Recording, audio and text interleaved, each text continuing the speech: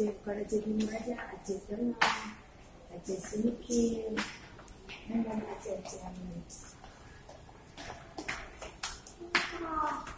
Tapi ni lah, buah balik. Wah,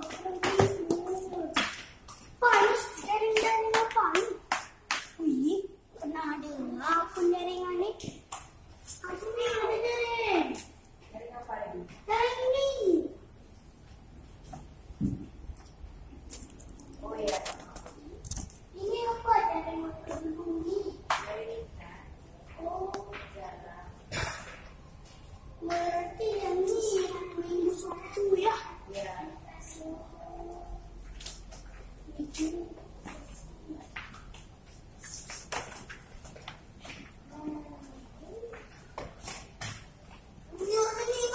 Tunggu lah mak tengok ni dulu kan.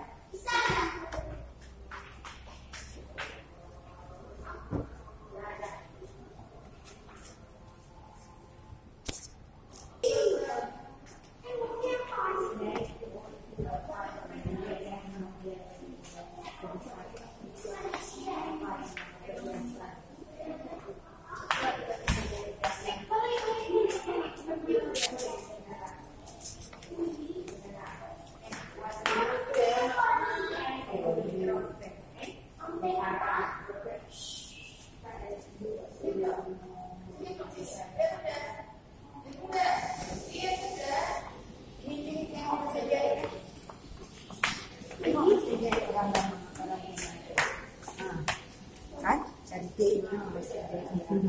Pakai gayung gini. Pakai dayung. Tak. Tengok mesin dia. Tengok mesin dia.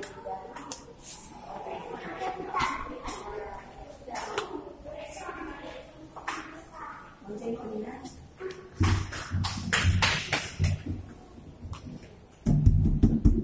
Baik.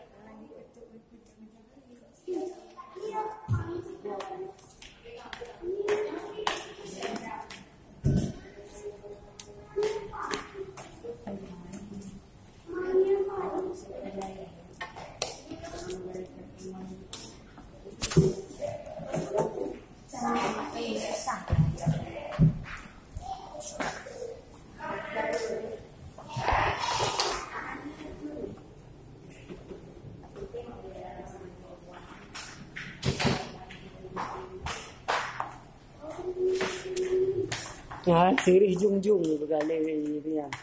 Le abang Saleh.